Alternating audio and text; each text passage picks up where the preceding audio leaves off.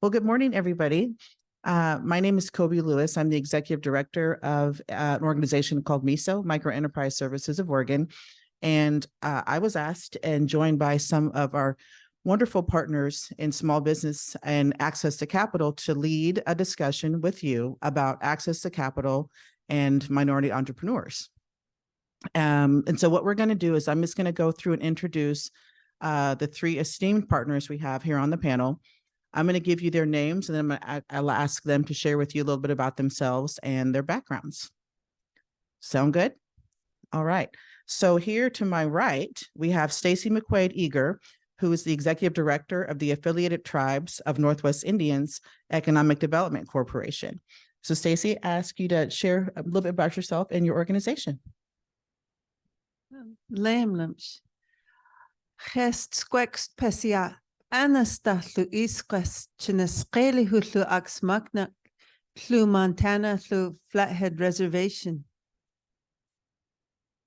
Good morning, everyone. I just greeted you in my traditional Bitterroot Salish language. I am from the Confederated Salish and Kootenai tribe of the Flathead Reservation located in western Montana. And as was mentioned, I'm the executive director for the Affiliated Tribes of the Northwest Indians Economic Development Corporation. We represent 57 tribes in the Northwest region, covering portions of California, mainly the North region, all of Oregon, all of the tribes in Oregon, all of the tribes in Washington State, the tribes in Idaho, the tribes in Montana, as well as some Alaska Native corporations.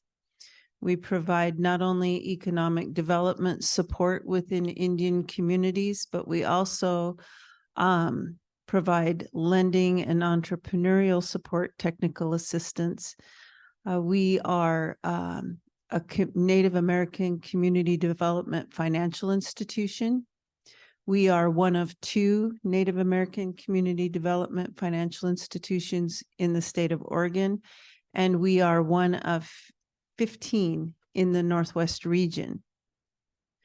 We are able to offer alternative lending resources within Indian country and to our neighboring communities alongside of Indian country that traditional Western banking institutions don't offer. So we are able to create bridge funding or gap funding, and create opportunity for vulnerable populations or populations that traditionally are overlooked. And it's an awesome and unique endeavor, and I'm grateful to be a part of it. As we get into things, I'll be able to speak a little bit more as to some of the things that we are now launching into. But with that, I will step back and give space to my partners here. Would you mind just passing the mic, introduce yourself, your organization, just a little bit about it? All right. My name is Marquita. I'm happy to be here. I am the principal currently at the BFM Fund. We are a seed stage fund for Black and innovative entrepreneurs. We do nationwide investing. We do have some investments within the state of Oregon. The background that brought me into the investment space was providing alternative lending sources for BIPOC founders focused in the cannabis space. Yeah. Thank you. Good morning. My name is Lourdes Herencia Carrasco. I am the director of Microenterprise for Adelante Mujeres. I am originally from Lima, Peru. It is my first time living in the US, so it's been 6 months, 6 very interesting months. I'm very excited to be here. Yeah, Adelante Mujeres, I don't know if you know a little bit or not, we do a very holistic approach. We work with education, women empowerment. We also do small business development, regenerative agriculture, and now we're getting into health equity, mental health, nutrition, and other issues. So glad to be here. Thank you. Hola, buenos días a todos. Mi nombre es Gustavo Guiterrez Gomez. Hi, everyone. Good morning. My name is Gustavo Guiterrez Gomez, and I work for Rockwood CDC. I'm the Economic Development Director, and we have 4 initiatives One of them is actually Business Bridge, helping entrepreneurs with technical assistance and, to their navigation of systems. And then we have Oregon CAN, which is the reason why I'm here, Oregon Capital Access Network. We have micro lending. We have one product, but we hope to extend to different products into the future and become a CDFI certified. Now, the piece is like we break barriers of access to capital, but we also have a food systems initiative where right now we just got a grant and we're going to start doing some lending to access small plots of land for some of the non-traditional farming that is going on in the city, parts of the city of Portland and up in Rockwood and outside in Estacada, actually Boring, Oregon. Thank you. Wonderful. So what I'm going to do first actually is ask Lourdes to please, she's going to share a little bit more about her organization, and then we'll dive into some questions about accessing capital. So if you want to go ahead, you have the clicker, I believe. Hello. Okay, it's on. Yeah, it's a pleasure. I know that all of my partners here, they have a specific specialization on small business development, but as I was sharing earlier, Adelante Mujeres has different sectors. So we wanted to just share a little bit of that with you guys. Let me see if the clicker works. Where do I point? Okay, there we go. Okay, our mission and vision, as I said, provides holistic education and empowerment opportunities for females, for Latina women and their families, first and second generation, for full participation and active leadership in the community. And we envision a community where families thrive. But instead of boring you with a little more things, maybe I can just share this video, which gives you, I don't know how to put play on the video. Oh, there we go. Thank you.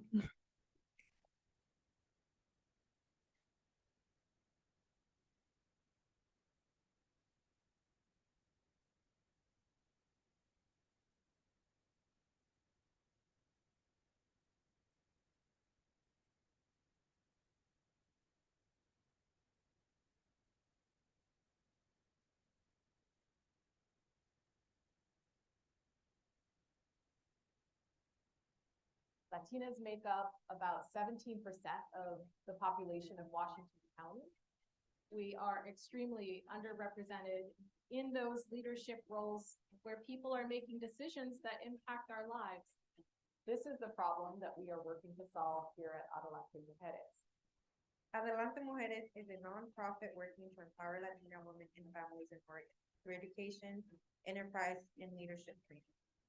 We believe that a healthy community includes everyone, and it allows every person to reach for their potential, to decide what they want to do with their lives, and to go for it. The women in our programs are healing from past traumas. They're getting their GEDs, starting their own small businesses, and truly becoming community leaders. It helps people see that they are valuable, that you are valuable, you are worth investing in.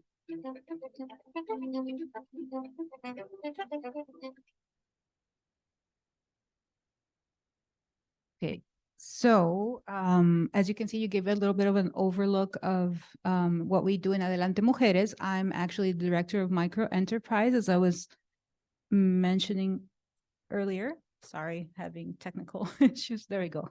Microenterprise department. So right now we're a small team, but our team works together with entrepreneurs, farmers, and horticulturists and their families to achieve business success, provide greater access to healthy, fresh foods, and promote local economic development.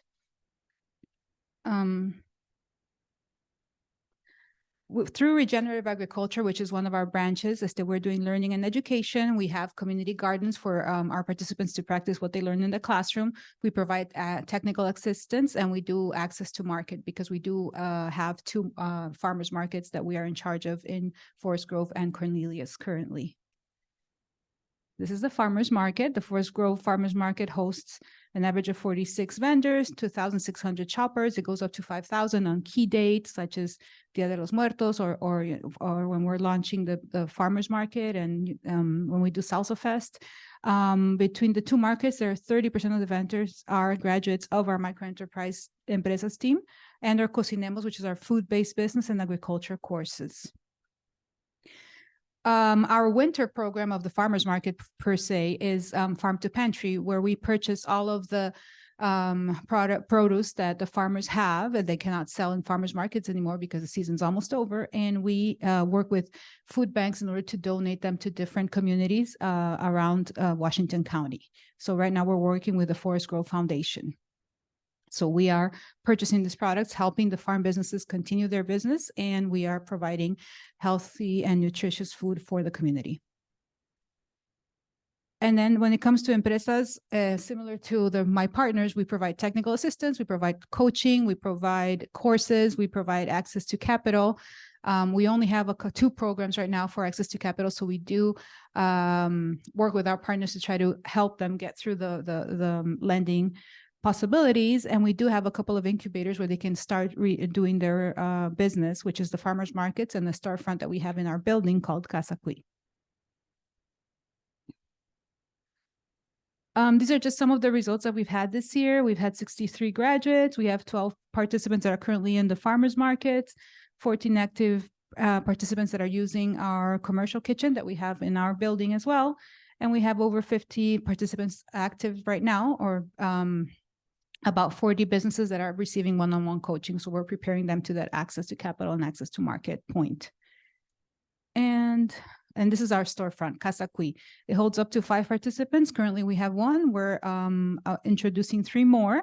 And Christmas season's coming, so please feel free to come visit us and help support our participants. And yeah, that's pretty much in a nutshell what we have been working. So thank you. Perfect, thank you. So all of the organizations here are representing segments of our populations that traditionally are marginalized and have very unique relationships, often distrustful with traditional financial institutions. What I'd like to do is start at the end and talk about how are you customizing your capital for the communities that you're serving? And how do those communities then access the capital? What types of products do you have? What's unique about what you're offering that makes it a very favorable to your particular community? And maybe we can start because you're here. Well, in our situation, in our case, because we are part of a large CDC, it's CDC of Oregon, and then we have Rockwood, and then under Rockwood we have the 4 initiatives, because we already have a strong, or I'll say robust, business program, business entrepreneur program. It's called Business Bridge. That program has over 144 entrepreneurs. Now, 70% of those entrepreneurs are Latino. And I'll say probably 60% they're women. And a lot of these, a lot of the technical assistance is done by partners, CBOs. One of them is MISO. And a lot of the navigation, it's done by different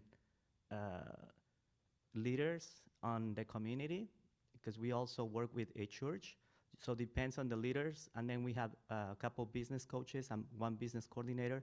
And then we have the director, who is the person who makes sure that there is a couple meetings during the month, one with the navigators and the other one with the entrepreneurs.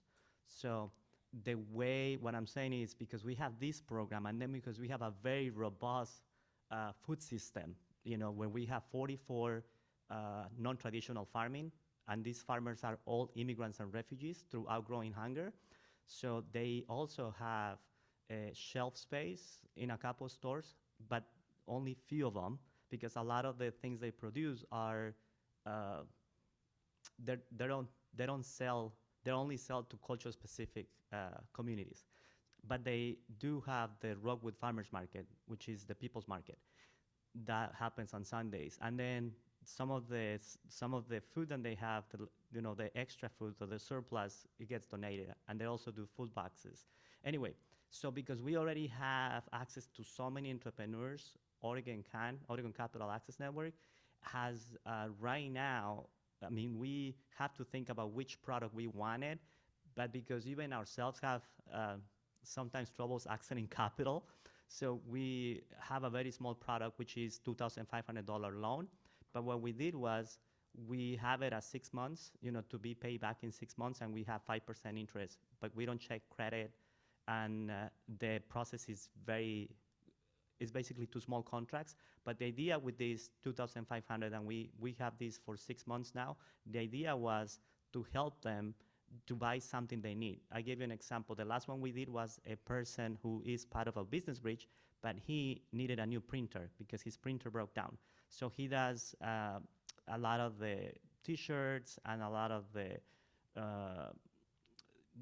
things that we need, like media to do marketing and advertising.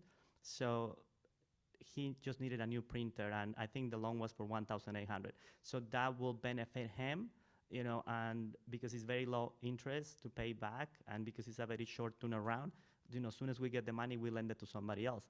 So what I'm trying to say is, because we already have some access to so many entrepreneurs, our program goes much faster.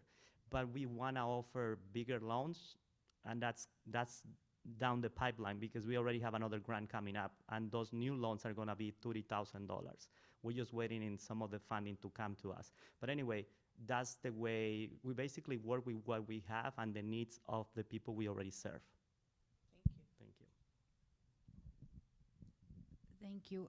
Well, our major focus is technical assistance and the course development, and helping them create their business plan, create their marketing plan, create their process. What we do have the IDA and the Kiva Zip. One's a small loan through Casa Oregon, and the other one is, I guess, a matching funds. It's the best way I can explain it. I'm matching the funds of for every dollar they save, they get an additional $5. So we have our system is very small right now, and it goes through a partner, which is Casa Oregon, which I mentioned. But we are looking in the future of becoming a microlender. But in the meantime, we have already so many organizations that are doing an amazing job that we want to see how we can reroute them to continue the process once we have them ready to take the next step. But yeah, we are probably the only organization in Washington County that's 100% in Spanish, which helps a lot because we have a lot of immigrants that are coming and they're trying to start a business, and because it's daunting, IRS is daunting in itself.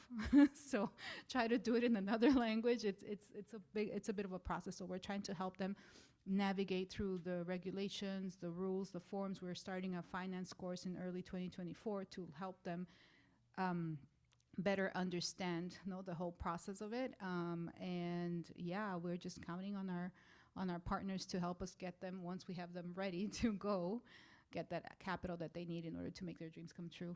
So Sweet. As a fund, we really focus on venture backable startups, but we understand that we can't invest in everyone. So we create a series of initiatives that help us not only create more access, but provide more diversity within the space.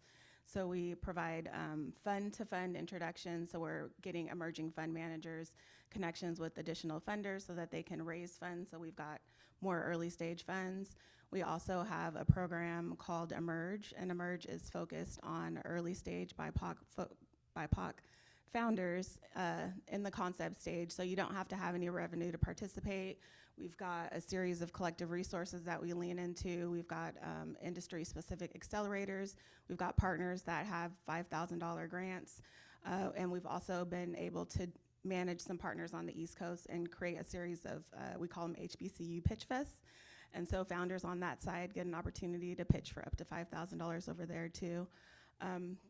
I just started the fund a year ago, so I'm definitely still building out all of the things that we can definitely get going. Like my counterparts, we're going after grants to help supplement some of this work that we're doing. Ideally, discretionary dollars will allow us to meet founders where they are and create the opportunities that they need at the times that they need them. One of the things I got to do in my previous funding space was kind of assess where founders were and then kind of create programming based on those needs, which I totally appreciated, and I'm getting to do more of the same on the Emerge side of the BFM fund. So yeah, just making connections with amazing organizations that are demographic focused is really a huge opportunity that we're always leaning into. So love to connect with all of you all after this. But yeah, we are always looking to get money in the hands of founders early on because we understand that helps them with that friends and family gap. It helps them create that MVP. It helps them make mistakes that they can't afford to pay for on their own, and maybe that grant funding, we know it's not gonna be the answer, but it could save them $5,000 from legal fees or professional services that they would have to scrounge up themselves. That's awesome. Wow, how do you follow all three of these guys? They're awesome. Well, at 18 EDC, I will say that it has been a long journey. The organization was established in 1996, and up until about 18 months ago, we were doing, on average, I would say over the course of the last 10 years, we were maybe doing one loan a year. And they were not very big loans. And it was very difficult. We were working very hard with our Native entrepreneurs to try to, one, get our people to see themselves in an entrepreneurial light. Our artists to see themselves as true artists and entrepreneurs, where their beadwork, they could market their skill sets as carvers, as weavers, that they could market those skills as in food sovereignty, that they could market those skills. So there was that avenue that we had to really enter into and build up people's technical skills, and then also working with lending institutions and outside businesses, because most outside lending institutions and corporate entities view Indian country as high risk. And they don't want to do business with an Indian country, whether it be lending or actually coming to enter into any kind of business relationship. So how do you attract that? So we worked very hard to try to build that up, those relationships. As we continued to develop those lines of business, we created adaptive lending services, accommodating the borrowers and working with mainstream lenders, and working to minimize that high risk mentality, educating and working with our loan relatives, as we call them, rather than borrowers, but our loan relatives, to become more credit knowledgeable and having better understanding of what that all entails. Working to tailor business around cultural relevance and cultural sensitivities, especially when you think about mainstream lending coming in. And what does that look like, so that there is a parity? We then entered into work with the United States Department of Treasury, because they wanted to expand the state small business credit initiative beyond the states. They recognized tribes as sovereign governments. And we had worked for about 18 months pushing that initiative alongside of tribes. We were consulting and representing the 57 tribes and working with the federal government. And I'm sorry, this is very long-winded. It was an 18-month endeavor, and finally we achieved success with the United States Department of Treasury, and they said, yes, we need to put you on par with the state governments. And we need to open this up to tribes and create an avenue for you to create lending opportunities for your people, especially as Native CDFIs. So our organization has then spent the last year working with Treasury, rewriting policy, rewriting process, because the application in and of itself is very, very complicated and it is very, very daunting. We are in our organization a staff of 3 people, including myself, and we have 2 consultants representing these 57 tribes. And Treasury said, what if we did a single application under your organization and we allowed tribes to come under your application and use it as an umbrella approach? Because most tribes didn't have the capacity nor the skill sets to make it through this process in the window that the federal government was allowing. So we said, yeah, okay, let's do this. So we pushed it through.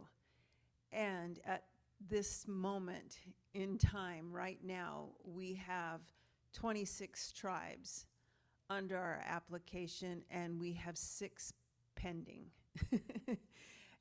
This is happening right now. Thank you. And we are, this is funding that will be released in 3 tranches. It was supposed to be a 10-year program, but because it took 3 years to get to this point, we are now in the 3rd year of the program. So we've got 7 years to get this money out. We've just released received our first tranche, which is $7 million. We will, with the addition of these other tribes, we're looking right now at $30 million that we will put out into Indian country in loan funds. We just released our first individual entrepreneurial loan for $250,000 to an individual Native American member out of the Yurok tribe for a grocery store that will not only provide mainstream grocery items, but also traditional Native American foods, promoting food sovereignty from that tribe for their communities. And then we just signed on the deal for a tribal energy efficient enterprise, if you will, and it's dealing with gasification specific to clean energy with biochar fuels. So these are the types of, and we're bringing these types of funds are utilized for one-to-one match, where we take the monies that Treasury has allocated and we take the tribe's allocation that they've received, and we go out and we find a lender in the community that will then match those funds to help meet the need. Or we can utilize those funds for development funding, for pre-development on a project. Or we can just fund the project depending on the amount that's needed.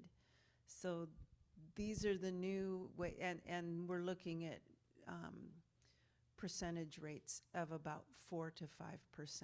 We're going below what market is requiring, just so that we can make sure that we are able to support Indian country in a manner that mainstream lending has not been able to, and working to attract businesses to Indian country that ordinarily wouldn't consider coming. This is so great, because I'm up here with like a sense of pride about what our network really does. I'm feeling kind of choked up about it. This is great. We serve entrepreneurs every single day, and these are some of the folks, and how it relates back to housing is these are the people who are living in the developments that you are a part of. These are the families that are trying to buy homes with organizations, with the funds they're either trying to make with full-time jobs and small business. A lot of the clients that we serve have full-time jobs, and a lot of them are trying to build their business at the same time. Just for the sake of information, I mentioned I work for an organization called MISO. We do all of the same things everyone else does. We're also a lender, we're statewide. We lend from $100, we have a credit builder loan at that small, all the way up to 500,000, and then we do some real estate lending. And we have other peers in the space that start to go above us, who do heavy real estate lending, much more complicated deals. But ultimately, the reason is, again, because the people that we are serving have a very difficult relationship with traditional institutions. That's why we all exist. They've either not served us, they've been traditionally, historically discriminatory to people of color, and so our clients don't want to go. They don't want to go, or they've not had success and support. So I want to say kudos to all of you, because I appreciate so much what we're doing. Can you just talk about, just really in any order, some of the #1 challenges you're seeing with your communities when accessing capital? Because you guys will be potentially tapped if you are dealing with clients, residential services, residents, people applying for homes. The way an entrepreneur applies for a home is very different than the way somebody applies for a home with a 9-to-5. And we want to make sure that we can kind of give you some of the things that we bumped up against when we are trying to get capital into the hands of these entrepreneurs, #1. And #2, I want to open it up to you all if you have questions for us. What we would encourage you to do is, if people have a side hustle, side hustles turn into small businesses. That's how it all begins. If you're seeing people struggling, but you know this resident makes something she's selling all through the complex, those are the people that you want to push our direction. There is an organization that can serve them. There's an organization that's culturally specific through one of us or many of our other peers as well.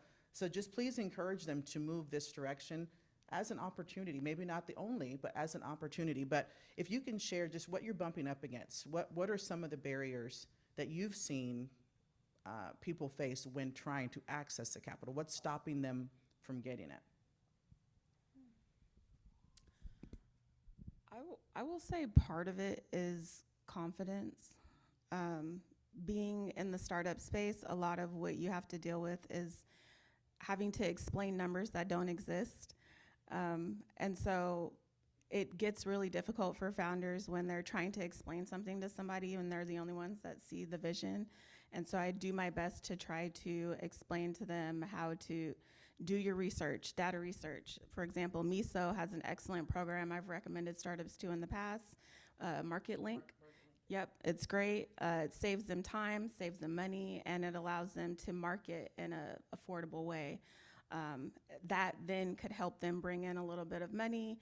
That then shows that they've got some traction. Sometimes CDFIs, I know when I worked at a new project, we didn't need founders to have traditional traction that banking did.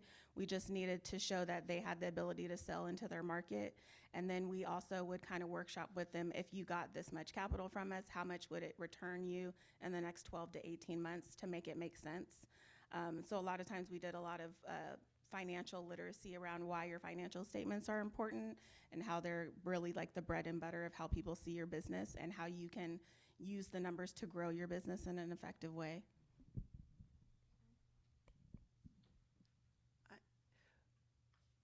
In our communities, one of the things, because what you said really resonated, and what struck for me was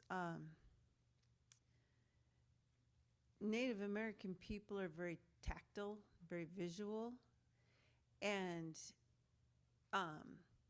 come in and we're a oral traditional history type of people. They can come in and they can tell you what their idea is and their vision is, but to put it down into a business plan is very difficult. For them to be able to write it out and to put pen to paper and write out the business plan, write out the financials is not easy. And that's one of the biggest stumbling blocks that we've run into. And so to have a technical writer on hand, we try to sit with them and capture everything that they're saying and then try to map it out for them. Because otherwise they don't move forward. And I would use myself as an example. When I went to law school, I had a really hard time with the whole concept of legal writing until my legal writing professor drew it out for me in a flow chart on the board. And I was like, oh, well, and so what she did is she flow charted it because there were other Native students in the class, and it started to make sense, and we started doing better in the class because it was very visual for us. But to read it and to actually have to write it, it's not something that just comes natural because of the different learning style. When it comes to the Latino communities, I agree. There's a fear there. They have a fear of acquiring a debt. There's a huge fear of acquiring a debt in a country that's new to them and that they're still trying to understand the processes.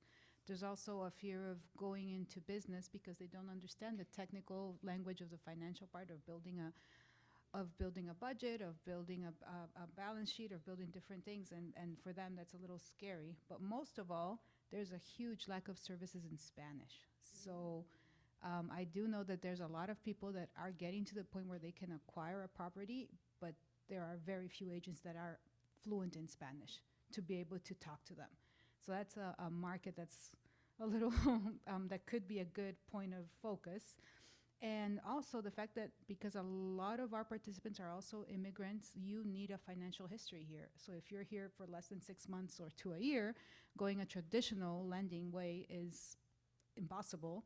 And if you're starting up because you moved here and you're a low income person, there are even more barriers because there's a financial security that the bank wants to see or that other lenders, which is why micro lenders are amazing because they try to help and work with the participants to get around that. But yeah, I think those are the understanding the processes that come along with it and having that support in Spanish when it comes to the Latino community. So I resonate with everything that it has been said. Something, if I could share something with all of you, I'll say where we serve, the community we serve is around 4-mile radius, and we have over 50 languages spoken. So we do have a large Vietnamese population. We do have Swahili. There's people from Africa, and we have people from other areas like Burma. Like we have, it's a large community from the Asian community, but we also have Black Americans, and also we have Black from Africa.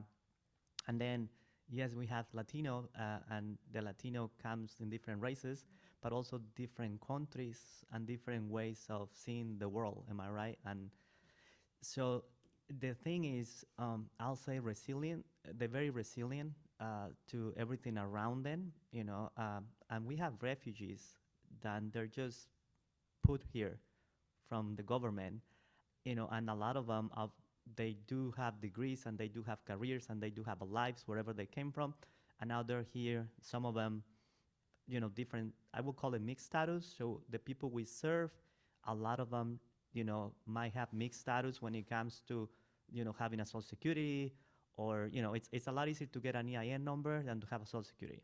But because some of the lending requires to have a social security, then they might not even have access to those programs or lending, am I right? Some of the federal money, plus the other thing is that a lot of people don't talk about, but it's public charge. A lot of times, and even though these are companies, there's still families that they have a fear, even to getting a home, am I right? Because think about this, they only have this income, am I right? And you were correct. Most of the farmers have a full-time job.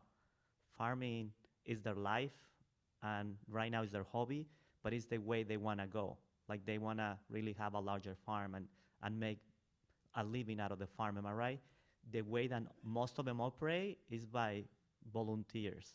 Like they have a lot of people, we call it armies, I guess, like build armies is one of the things that we have at Rockwood. But these entrepreneurs have family members and people who helps them, so they do lean a lot on other people, to do the work that they do every day. And I know we're talking about, what kind of hurts them, or what are those barriers, am I right, to getting access to buying a house or having, some type of place to live. Think about this. everything around us, if you were born here or raised here or you've been here 20 or more years, you already know the ups and downs. But right now we came out of recession, we have inflation, and then the housing market is insane. So think about an entrepreneur today. I mean, the way that we help them, and that's what I said, I resonate, because the biggest piece, we were talking about confidence, but it's not even that. I call it patching holes. That's what I call it. We patching holes because the systems are not perfect, but it's a great country. So they have to learn to navigate the systems. And we rely a lot on system navigators. We rely a lot in community health workers because they have a super good training and they help us with housing, they help us with business, and they help us with health in the organization that I serve. But I think not everyone has that empathy to work with others. And I think if we want to say what do we need people who serve them who have that empathy. Because in the end, we can navigate the systems. Where there's a will, there's a way. But I think a lot of times it's more about meeting every one of them where they are. I hope that makes sense. Absolutely. And just for some additional information, so CDFIs were community development financial institutions. Oftentimes you'll hear us referred to as micro lenders. And if you can believe it, $500,000 is considered sometimes a micro loan. What we do that's unique is that we help individuals with compromised credit often. We help individuals with what would be considered kind of minute collateral.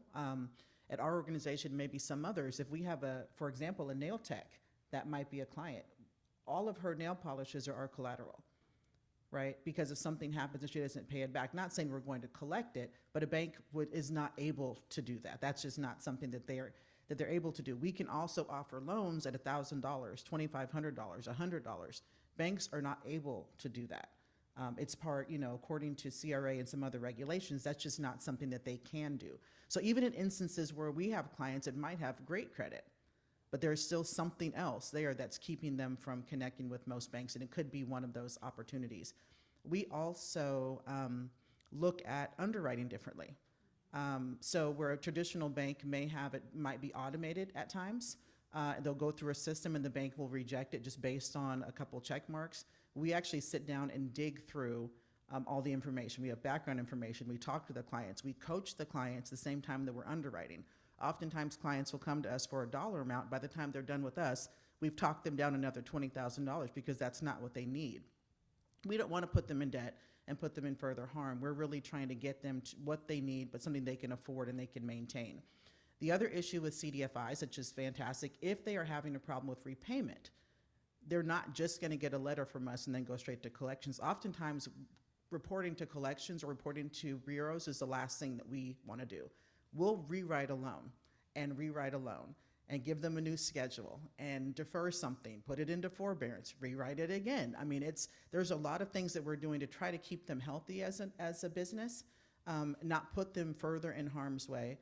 Very rarely do we have to go and seek measures that are punitive when it comes to lending, but that's what CDFIs are here for those that were not aware. I'm going to open it up to see if anybody has any questions at this point. If not, we can continue to talk for days. Any questions with the communities that you're seeing? There's a question in the back. You may need the microphone. Hold on just a second. Hey, do you mind, hold on one moment, because if we don't speak into the mic, you won't be captured for the Zoom audience. I'm sorry about that. We have two mics. You can also repeat questions into the mic if you didn't. Yeah. I'll run. Check. Sure. My curiosity is, what's your success rate? I mean, obviously there's within individual organization. At MISO, we have a less than 2% default rate. But that's traditional when coaching is involved, even on home ownership coaching or mortgage counseling. When you can coach somebody through and there's education, often our default rate is lower. So that's where we are. For us, I'll say the default rate is probably like 4%. But we don't see it as a default either, because we repackage the loans, because we want them to be our clients and we want them to keep working with us into the future. So yeah, we just work with the client and we bring them back and we do different payments and we actually lend them more money and we just making sure that they actually keep going, because in the end, their success is our success. And to be a CDFI, you have to keep a very low margins of default. When it comes to capital, it's also about 4%. We don't have that high as much, but they keep coming back. But what we do have is we are formalizing and registering a lot of businesses. So out of 40 students that we might have in one cohort, we get at least 20 of new businesses that are signed up legally and start building their business plan and getting them ready to actually go into access to capital. It's like, I don't do loans, but we do not have any companies that have closed as part of the fund, and I will speak to at least a couple of companies that we've been able to provide grants to. They have been able to pivot or sell IP and move on. In my previous space, we didn't have any defaults. We did a lot of what these folks are talking about, and we repackaged loans as we needed to. By the time I left, we had 8 loans. Our largest one is $250,000. And we also did some creative finance deals. Profit sharing was part of that, where we had companies that were strong enough to kind of take on that sort of financial agreement.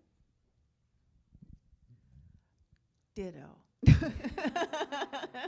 We work with our loan relatives to repackage, especially if we see that they're heading into troubled waters. We work very hard with them. Our success rate is very high. We're sitting probably less than 2% as well, and I'm feeling kind of groovy about that. Thank you. The thing with this, which it took me a long time to learn, is what is success to them. Because that's bottom line. Sometimes success for them is just to be a very, just follow me with this. Sometimes success to a client is to be like a good father figure. You know, so even though they have a business, a lot of times it's not really the business, even though they're working on their business and they want it to grow. It depends on the culture and the person. A lot of times they're already a successful person. So you have to also kind of show them that if this really means a lot to them, they really have to put more. So I think there's a lot more foundational kind of training. That way they understand the system, and they because a lot of people don't even want to grow, you know, and they don't even request more. They just have what they want. It's very intricate, I guess. Are there any other questions? Okay. Yeah. Hi. First, thank you for presenting. Like, as a woman of color, migrant, it just empowers me a lot to keep hearing, and I will continue to defend my idea that the hustle of 9 to 5 plus a business is something that our communities do inherently. So thank you for that. And I do understand the idea of like what success and just being able to having access to having someone hearing you. It's what I think our communities value. And I'm wondering, as a collective, what's the work being done to engage capital industries like banks and big businesses in Oregon currently, like so many right now, I can tell, to engage in the narrative change that we have so much experience for hundreds of years. How are we engaging?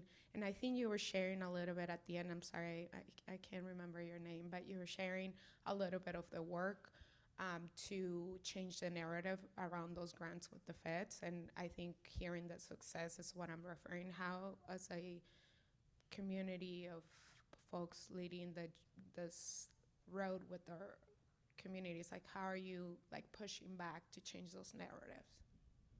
I'm actually going to allow everyone to answer that because it might be a little bit different. So there is actually a workshop going right now that's talking about CRA, the Community Reinvestment Act, that banks, it was enacted in 1977, that requires banks to support organizations like ours, because if banks cannot serve the segments that we serve, which are considered sometimes micro businesses, smaller businesses, they are required by law to invest in CDFIs. And so a lot of us will have some bank investment through, literally through investment in our loan funds, excuse me, or through grants. that they make so that we can then support our staff and then get that back out to clients. A lot of us are also funded. We are also, MISO is an SBA lender as well. So we're supported by SBA National, CDFI at a national level, the federal government, the Treasury. So there's a lot of investment made at a real higher level to CDFIs, because that's how we get our lending capital. It's revolving. Sometimes we have to pay it back. Sometimes it can go back to our own funds. And then we rely heavily on grants, private foundations, corporate foundations, et cetera, to support the staff. So that's really how we do it. And we also try to find areas that are of interest to private and corporate funders. Some of them are only interested in funding East County. For example, our Boeing relationship. They have a plant there. That's where they want to serve and support. And so they support activity only there. Or municipally, we're funded by counties and cities. So the city of Beaverton, city of Tigard, city of Hillsborough, their economic development departments and CDBG funds are helping small businesses. They invest in organizations like ours to do the technical assistance work. And oftentimes they'll put money in our loan funds or just support staffing to help in those areas. And that's how our organization is funded. So I'll just pass it down the row and you're gonna hear some different levels of investment. Really quick, depends on what type of funding you're looking for, but I tell you that, and I'll say whichever organization is looking for funding, they have to connect with the city, the county, the state, and federal, and you have to have a good relationship, because I think that the biggest issue, at least for what I encounter, I've been working in community development for 10 years, economic development only 6 months, 5 months. But but for nonprofits for like 3 years now, and what I encounter is gatekeepers. Mm-hmm. It's gatekeepers or programs that they're not well put together. But I can tell you, because the populations that we serve historically are being oppressed, underrepresented, discriminated, racism, all these other pieces, slaveryism. I don't even know if that's how you, but slavery. So the point is, they know a lot of these institutions have funding, and the government has funding that it's really nothing. It's a drop of water in the bucket. But the thing is, how to get to those funds, it just really takes an effort, coordination, and you have to have your own money, because a lot of these, like the block grants, are amazing. But if you don't have the money up front, and you still don't know if you're gonna get the money back. Because they always changing somehow the rules, whoever is out there. So, and it's really good to blame it. It's like, So the point I'm trying to make is, like, you gotta make sure you have those relationships, understand what they're asking from you, but also work with people who are not gatekeepers, people who serve their community. Because at the end, the people who's affected is all of us, even white people. Because that's the other piece that is so amazing. Sometimes they're gatekeepers for certain communities, but not for others. But then you're like, well, you're gonna affect all of us, because in the end, low income and poverty looks the same. Anyway, and I know we're talking about lending, but it's the people who are trying to make it, am I right? So when we're trying to get those funds, we gotta make sure we keep those conversations, we keep those kind of relationships, and also make sure that we work with people who are no gatekeeping. Thank you. Yeah, we have a similar system to me. So we have grants and we have different donors and different services that are very, I guess, a very low pay for the private participants, more than anything, to get their commitment to the program. But we do run into situations like Gustavo was mentioning. You do run into gatekeepers. Sometimes donors, cities, gatekeepers are focused on the numbers, and they're not necessarily focused on the impact. And the idea is like, okay, we can set up 50 businesses, but do you want to set up 50 businesses, or do you want to have 10 long-lasting businesses that are going to create a local impact in the economy? Because that's bottom line, is what we're looking for, right? So I think sometimes certain stakeholders or donors, they forget about humanizing those statistics, putting a human face to the families and the people that we are affecting directly. And that's a little bit where we need to focus, because if you guys are here offering a house, you're not chasing that commission. You're thinking, okay, there's a whole family that's going to benefit from this. No, this is my job, putting a roof above these people's heads. So I think it's just an idea of going beyond the numbers, and that's sometimes a little difficult to get to or to make clear that you're not affecting the one person, you're affecting the person, their family, their surrounding, their community. There's a local impact that you want to make it lasting, and that's not 1 year or 5 years or 3 years of a grant. That's a long-term investment. So Yeah, just to add on to what they've already said, relationships have been huge for me in this space. I come from the lens of someone with limited means, access background, and so I very much look to create relationships that do less harm. And I'm very intentional about, like they said, there's different types of funding, so you very much have to go out and do your due diligence and find the right folks to connect with. But I'm also very much a person that every check isn't a good check. And so if the funder and our organization's mission aren't aligned, I very much will easily say no or pass. I have realized that it takes about 12 to 18 months to really establish a solid funding relationship, but the ones that I have found have been hugely helpful to the communities that we serve. Yeah, yes. Relationship building, very, very critical. Keeping people at the center, also very critical. Some of the things that we do, along with building relationships with the lending entities, is also, as well as keeping that human interest at the forefront, is we build the relationships at the federal level and at the state levels, and with other entities that have similar missions. I'm on regular calls with the Washington Department of Commerce, and we are putting and applying pressure where needed, or speaking into policy or legislative initiatives that impact funding for communities, especially when we think about economic development or initiatives that are going to impact BIPOC communities. The same with the state of Oregon.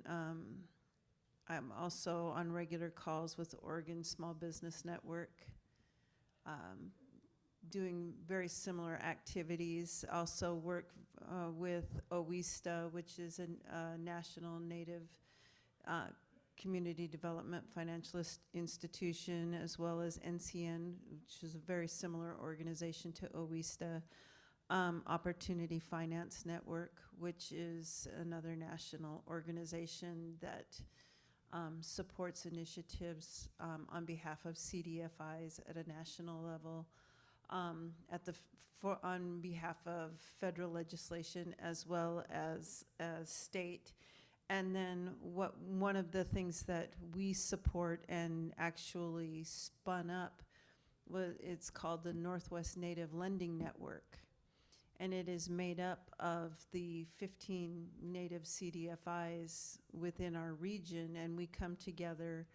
We gathered this group together, and we have regular monthly calls, and we talk about best practices. We talk about things that are impacting our work collectively or individually, and what are some of the things that folks have done to overcome those hurdles, or what are some of the things that are impacting the work in communities, and those communities that are neighboring our Native communities, legislatively, whether it be at the local, the state, or the federal level, and how can we speak into that so that we are being good neighbors all the way around. So we're trying to move and shake in many forums, and trying to give voice to not only Indian country but our neighbors as well, and amplify those voices and raise the concerns and change the landscape. We've got to change the landscape because what's happening now with inflation and the over bloated system cannot continue. Clearly, we've all spoken to it, and the impacts to our marginalized communities is significant. And we are the gap organizations, and we need to become bigger. And these mainstream lending institutions legally are bound to work with us. They need to become better partners with us, and we need to start creating those meaningful relationships where they see us as partners rather than somebody that they kick funds to as a check the box activity, but that they actually are starting to work with us in good faith to serve these communities in a meaningful manner. And now I'm going to step off my soapbox. No, that's wonderful. That's, if I can get this to work, kind of what the topic of today is really how do we encourage our bank partners and other investors and funders to see us more as partners and not a checkbox. What I was going to add to that too is that we all talked about the ways that we acquire funding through foundations, corporate, national investment funds, CDFI, SBA. What we didn't mention is all those things come with a lot of strings for nonprofits of our size. So we talk about better partnerships. If we get any dollars that come from a national level, or often from a municipality, a city, county, the state, those things come with an audit. The level of reporting that's required of us to get the money in the hands of our small businesses is extensive. And some of the smaller nonprofits, as we mentioned, even though you're serving a smaller number of businesses, there's more sustainability because of the services that are being provided. But some of them don't have the back end and the administrative functions to support some of these big audits and this reporting and these heavy lifts. So as we talk about partnerships, the CRA is going through a reevaluation right now. Supposedly, I heard today that by mid-October, maybe end of the month, that we might know more about new regulations. But hopefully within that, there'll be a loosening of the requirements on organizations like ours who are doing the work that traditional banks cannot do. And you're not hearing me slam traditional banks. I've been in banking the last 12 years. I just came to MISO about 2.5 years ago. So there are fabulous people who are working with us, but those are people who want to establish partnerships. And we have a lot of partners that we work with that work with us on a deeper level. And then there are some, like Stacy mentioned, that literally throw us the money and they check off a box and say they've done their due diligence. We are just at a few more minutes. Did anybody else have any questions for the panel before we start to close out? All right, well, I will not speak again, but I want to thank you guys for being here so much. We do have a question. Perfect.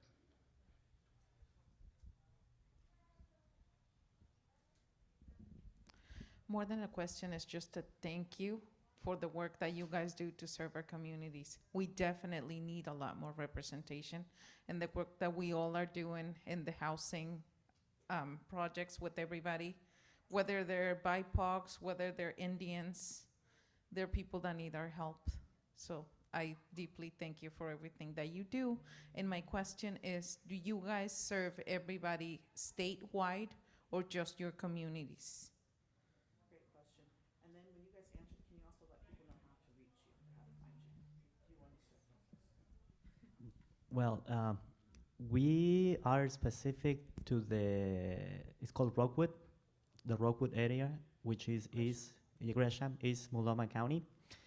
Now, we wanted to grow with some of the initiatives statewide, but we're still in very early stages. And how do they reach you? How do they find you? Oh, how do they find us? Well, they can go to our website. Is that, yeah, just Rockwood CDC? Yeah. But I want to tell you that if one of our initiatives succeeds, if there's a successful in one of them, it's a successful in all of them. Because, sorry, something I want to say, because we ourselves as an organization need to have that cash flow, we have an LLC. And all of the organizations need to have some cash flow, because when we write a grant or when we request for some funding, we have to have sometimes matching funds, or we pay the overhead sometimes, overhead expenses, or sometimes it's reimbursable.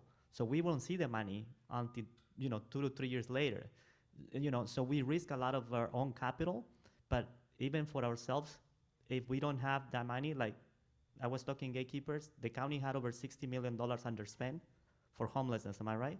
It's not like we don't have homeless people in Gresham, but when we try to acquire some of that money, the city said no, because we don't want more of those people here. We don't have them. So anyway, that's why we have to have that good relationship with them. But I tell you, that affects everything else that we do. Thank you. Yeah, right now, what Adelante Mujeres has been in Forest Grove, and we are in Washington County we have been there for the last 20 years. We are gonna open an office in Hillsborough in October, November. Oh, wow, that's in a few weeks. But anyway, October, November. So we are gonna have 2 landing places. Our Hillsborough office will be more for the health equity, mental health clinic that we're opening. And Microenterprise is also moving there, so we are going to be a little more accessible. But yeah, adelantemujeres.org is where you can find us. And the Emerge program that I spoke on, that is great for early stage founders. You can find us at bfm.fund under the initiatives tab. You can sign up for your interest there. I am the program manager, so you will be speaking directly with me or whoever you refer to me. And they can reach me at Marquita, Marquita, at bfm.fund, sorry. We serve. Oh, sorry. No, go ahead. National, sorry, we're national. I didn't even throw that in there. We've got some demographic specific programs or geography specific programs, but we're national. Our demographic is, how do I put this?